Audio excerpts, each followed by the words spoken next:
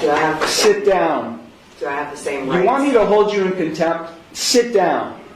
In that blue chair.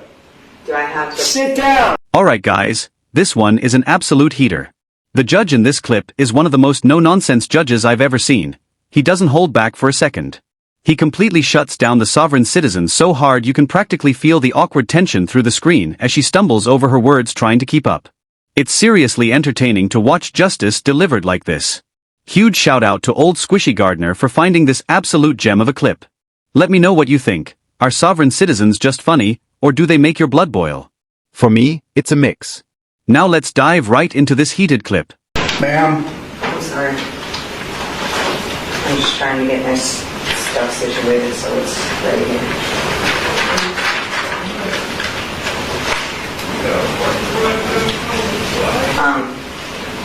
Take a seat I have a in question. this blue chair.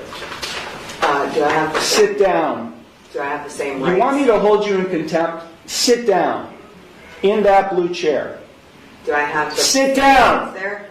One more time. Sit down.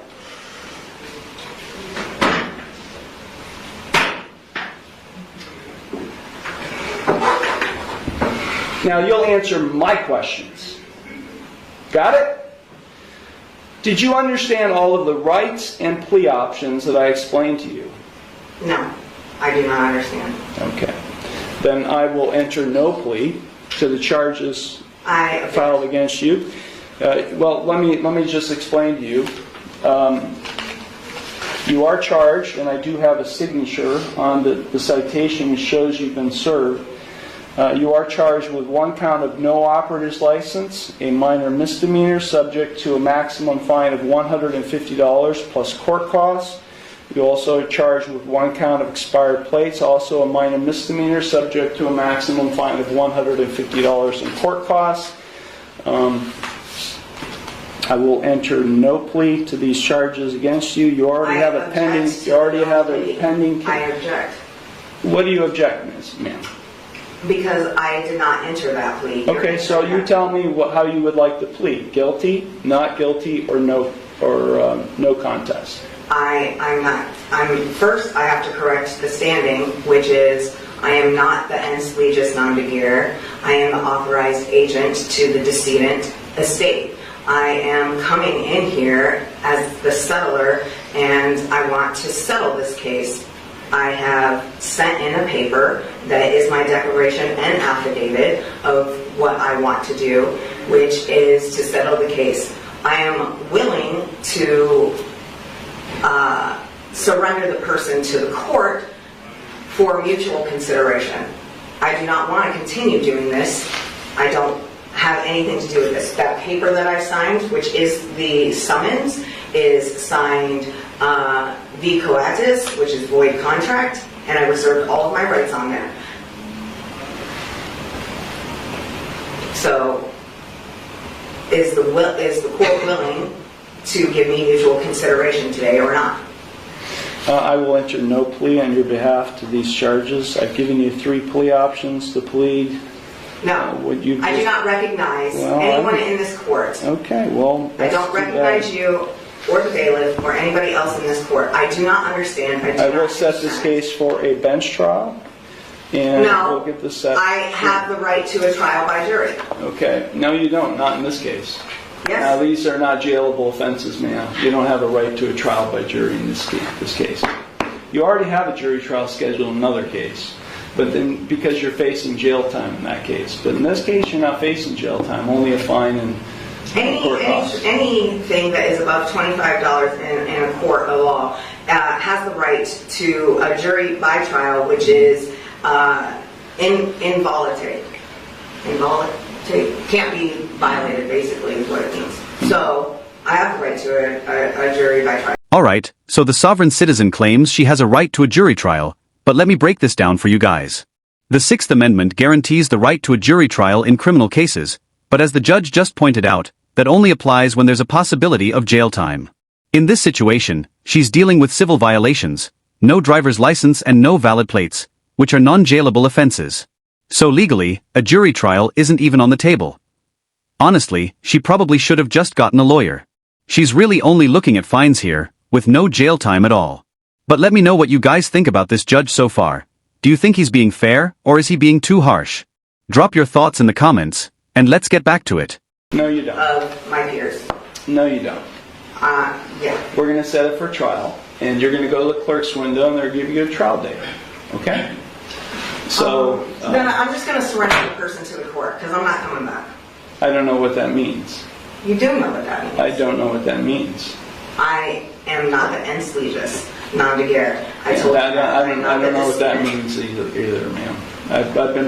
I've been practicing law for 36 years, and what you've just said to me has no meaning to me whatsoever.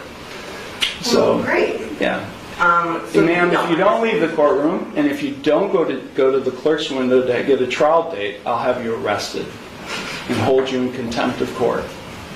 With what contract? There is no contract. I know You're looking at the contract. You're looking at the one who's going to be able to, has the authority to be able to put you in jail and I'll hold you in contempt. So let me say it one last time, because we have other cases to handle today. If you don't leave the courtroom and go to the clerk's window and get a trial date, which is what I'm scheduling in this case, I will hold you in contempt of court and I'll have you arrested. So, contempt of court for what? What contempt? For not doing what I'm telling you to do, which is to go to the clerk's window and to get a trial date. You're the trustee and I'm the beneficiary. No, there is no trust relationship here. No, there isn't. I've drafted many trusts, and there is no trust relationship between the judge and you, the defendant. Yeah, because you are not the beneficiary, and nor am I the trustee. Yes. Yeah, that's just not how it works, man. It Not is. how it works. You either go to the clerk's window now and get a trial date, or I'll have you taken into custody now. You got it?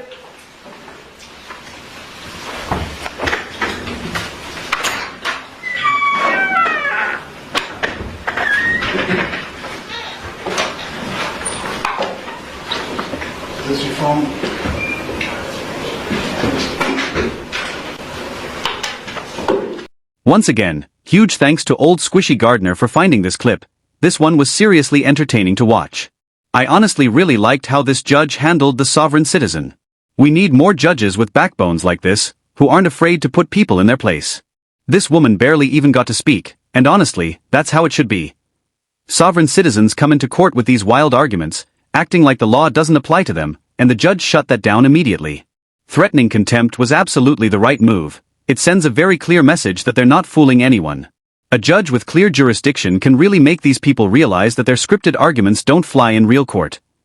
According to the law, sovereign citizens don't have any special rights that exempt them from the legal process. Their claims about not being subject to the law are based on misunderstandings, or just outright nonsense. It's frustrating to watch because they're obviously trying to game the system, almost like they think if they say the right magic words, the court will just let them off the hook. I've honestly never seen that work, ever. Let me know if you guys have, because I don't think there's a single case where it actually has. The law is pretty clear. Whether you like it or not, you have to follow the rules. Sovereign citizens love using loophole arguments, but in the end, they're just wasting everyone's time. This judge made it crystal clear that none of that was going to fly. What I really appreciated most was how he maintained control of the courtroom. Sovereign citizens tend to ramble on and on, trying to derail the process and convince the court they're exempt from everything. This judge didn't let that happen. He called her bluff, and that's exactly what needs to happen more often. You see it way too often where a soft judge lets a sovereign citizen talk over them, and it ends up looking like the judge has no control of the room. It's honestly strange, and I don't understand why contempt isn't used more in those situations. Let me know what you guys think. Are sovereign citizens mentally ill, or are they just trying to weasel their way out of the court system? It's hard to tell whether they truly believe this stuff, or if they're just avoiding the consequences of their actions. Personally, I think it's a mix of both. Either way, it's always interesting to watch how judges handle these situations. If you enjoyed this video and want more content like this, don't forget to hit that like button and subscribe. Let me know your thoughts in the comments. Do you think this judge nailed it, or is there a better way to handle cases like this? Thanks so much for watching. Take care, guys.